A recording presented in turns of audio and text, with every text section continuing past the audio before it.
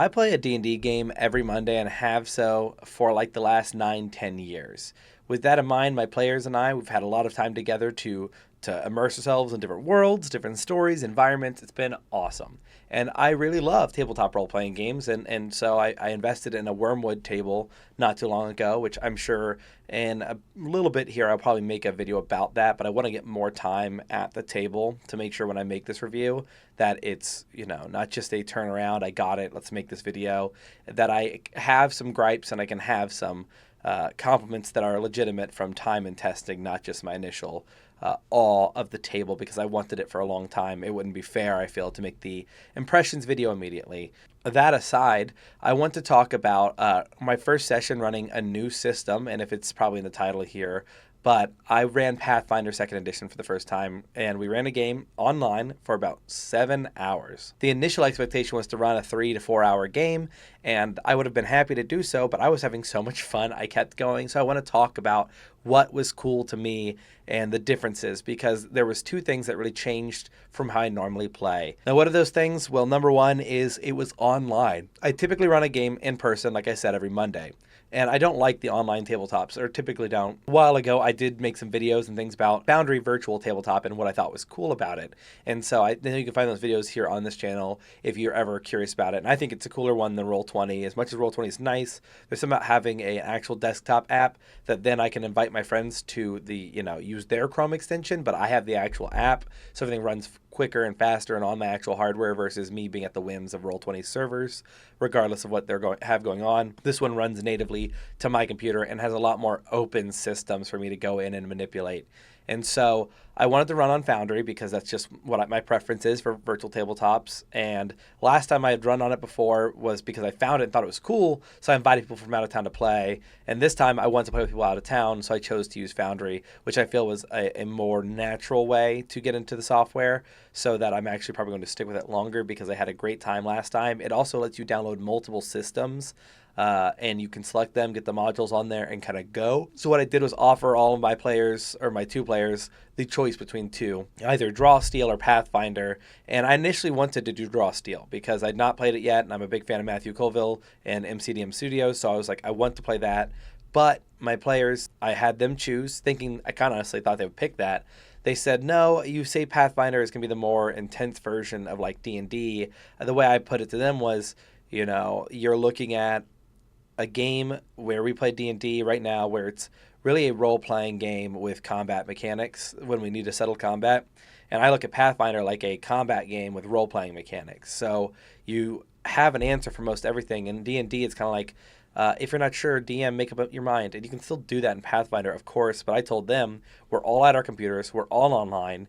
If you want to do something, you need to find the action, the move to justify it. There might already be rules. So that's the nice thing about it, is that a lot of times we were looking at things where like, I don't know, let's just make a ruling, but we use this system. And what do I mean by that? Well, in D&D, it's like you have an action, and you have one action, and you have a minor, and you have a bonus, and then you have a reaction. And that economy is kind of nice, but when you play in normal combats, you kind of only get to do one action, and that can lead to weird scenarios where you're not sure which one to qualify it as. Like, is quaffing a potion a major, a minor, or whatever? I believe in the new editions they say you can just kind of do it as a reaction or a bonus action to drink a potion.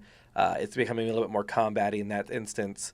While in Pathfinder, it's a lot like, there's a guy out there, I think his name King Oog or something like that. He does these Pathfinder videos that are awesome, where he talks about how you, if you want to pull out a thing of cheese and eat it in combat, it's like a list of actions you're using, not just a, hey, DM, I'd like to eat this cheese.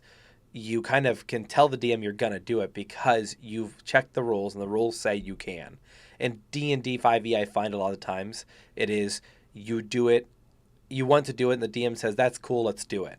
And that is nice, but it leads to a lot of openness, where I think in times a more fixed boundary would make combat move smoother and faster and allow them to do more. I feel like you start and Pathfinder with a lot more options than you do as a level 1 character in D&D, which improves what you think of the combat. Just in general, you get to do more, which is more fun. Nobody wants to be a level 1 character typically. I think that's the most fun the game gets because you're level 1, but you're still in danger. But once you hit level 3, you kind of become a hero. At that point, it's hard to challenge the heroes. From 3 to 5, fun, fun, fun. I think 1 to 5 is my favorite time. In this game, you kind of start as a level 1, but you have all the abilities and fun of level 3. So I'm believing it's going to make it more fun across the board. I like this leveling system. If you've not played Pathfinder before, everything has like a level from you to the enemies, not a CR, which I find not very helpful. I've never enjoyed the combat ratings and all that, but in this game you earn XP, and the XP is pretty obvious. It's based off the difficulty compared to what you are. So it's not like goblins are worth 100 XP. If you're level 1 and a goblin is level -1, it's 2 levels underneath of you, which means it's only worth 20 XP per kill. So yes, you could slaughter a room full of goblins over and over again, but you're really going to be scratching the surface on reaching that 1,000 XP mark. So it's better to keep challenging yourself and push to the later floors of the dungeon to continue to move through. So the way that I've chosen to do this is to run Foundry and to just buy the Path of Abomination, the pre-made VTT kit. So it has the maps, has the dungeons, all lit, all sounded out, all the things written down. So I don't have to really go in there and do too much to get things set up. It's already ready for me. I just have to make like my players' characters, put them on the map, wave my hands, and say go at it. And that's pretty much what we did. And so I've never enjoyed dungeon crawls. I made a video I think a week ago about how I was going to run a dwarf campaign to challenge myself to run dungeons and things like that. Well, I figured this is my chance to try a different system. Let's see if I can't make dungeon crawling fun. And the nice thing is they'll see the map, because one of my biggest problems with doing a tabletop version of a dungeon crawl is I just had to tell my players, oh yeah, as you walk through you see this or that, and there's 5 doors in this room, and they're like, okay, I want to open this door. I'm like, okay, well, you open that, and they're like, wait, I thought I would open the door with the dripping sound. I'm like, oh, you said you did the northern door. That's the southern door. You came in through the eastern door. And then we're all sitting there talking and mapping it out, and I could never get that to feel satisfying. So I just without a lot of prep work to like cut out the map and fog of war it's just kind of frustrating and annoying. So this way, it's already got the fog of war built in with the cool mechanics where it reveals as they walk through and remembers where they've been. It makes the whole thing more convenient and I think more fun. And with that, we started the game. I think we spent an hour and a half just like in the town and then going out to buy gear, their first equipments. And then we were off to the races, and we were at the place, and they were kind of role-playing a little bit. Then they'd open a door, there'd be a combat. They would role-play a little bit. They'd open a door, there'd be a combat. And it makes me feel like how when I listen to Matt Colville or people talk about old D&D, that you would judge your knights and like how many floors you cleared or how many rooms you cleared. It feels that way. And I'm embracing some of the gameplay aspects that I usually find bother me as being like verisimilitude striking, that like when you've cleared a room or when you fight a room of goblins next to another room of goblins, how do all those goblins not just hear you and come running? And I'm kind of just becoming okay with that. Like if there's an obvious answer, if the goblins don't run to the next room or there's not a reason to alert the next room, then a fight is a fight and it makes sounds, and it's a dangerous world out here. Everyone kind of understands there's going to be times in nature where you're going to hear something that's scary or spooky, and not every animal needs to come investigate. Not every monster is going to walk over. I think, if it was a silent room and there was guards and a guard yelled, of course they'd come, but these are mitflits or swamp goblins. They're not going to go running around and helping each other out of goodwill. They'd only do it if they're scared and they think they'll win. They went through and just cleared these rooms room by room, and the cool thing with the combat is these 3 actions made it a lot more simple for when they were like, what am I going to do this turn? It wasn't 3 categories of what they were going to pick. They really just said, okay, I'm going to stride. I do want to walk this time. I'm going to draw my sword and I'm going to swing. And that was a lot more simple. And maybe it's because we're level 1 right now, and of course we're going to grow, but both my players chose to play martial characters. There's not a big spell casting issue that we're dealing with where they're trying to figure out how it works. It's just been a lot of fun because the 3 of them went in there, and all that was done and easy because they would swing, they'd move on, they'd swing again. And then we learned like what demoralizing is, and he laughed at a goblin and caused it to lose armor class. Really cool. They were flanking monsters were flanking them.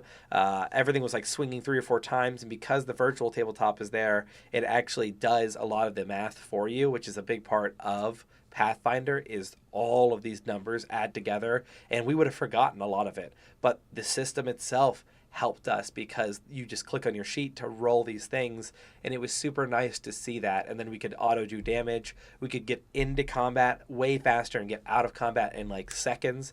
You would just snap your fingers. They'd be like, we enter. I'd be like, everyone rolls for combat. Boom, initiative Boris, you're up. It was super nice to do that. So I almost think that like I wish I could run my session tonight that way. I wish I could throw it onto a screen and have them control their little characters, but that's not going to be possible. That's going to be the difference of the format. And maybe for D&D 5e, it's going to be better to keep it at the table. But I'm strongly feeling that I'll swap systems for the next one because this is how fun it is to see these new varieties and how the players interact with it.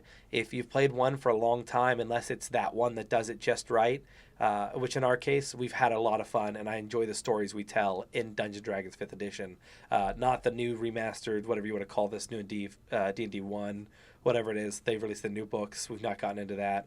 I'm just sticking with my ones we've known. It's fun, but there's cool things where the math, I think, tells a better story. I've seen a thumbnail for a video with that title online for Pathfinder, but to give you some context here is in D&D, I find that monsters are pretty boring. What do I mean by that? Well, you have a skeleton, classic monster. Everyone wants to fight a skeleton. Everyone wants to fight a goblin. And your cleric will inevitably use not turn undead, but they'll try to use like Sacred Bolt, right? And it's 1d6 radiant damage. And they'll strike the skeleton, and the skeleton won't, they'll be like, oh, did it do extra damage? Because, of course, it's always been fantasy that your religious people destroy undead things. Like, that's what they're kind of pitched as, right? And you do it, and it does no extra damage. And then everyone's sitting there like, well, why? It's radiant, and it's undead. It's like, yeah, well, it doesn't say they take extra damage. So, tough, man.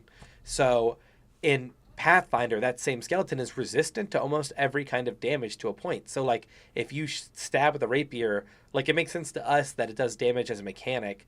But in this game, it says, oh, for the first 5 damage, it doesn't take it. Like, if you can't hit it hard enough with the rapier, then you're not hurting it at all. So if you're like, haha, you deal 4 damage, it just takes 0 because it's skeleton. Like, you need to crush it to stop that magic from bringing it back together. And that makes sense because it's immune to like 8 different things to like 5 points of damage. Like, making it cold's not going to make it bad, but making it super cold makes it brittle. That makes sense.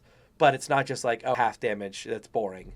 Like, no, if you do 20, you don't do 10. The math scale's better that if you dealt 20 damage, that, now you did 15. If you really stacked into something, I think you should be able to use fire to defeat a dragon, even if it shoots fire, if yours is hot enough.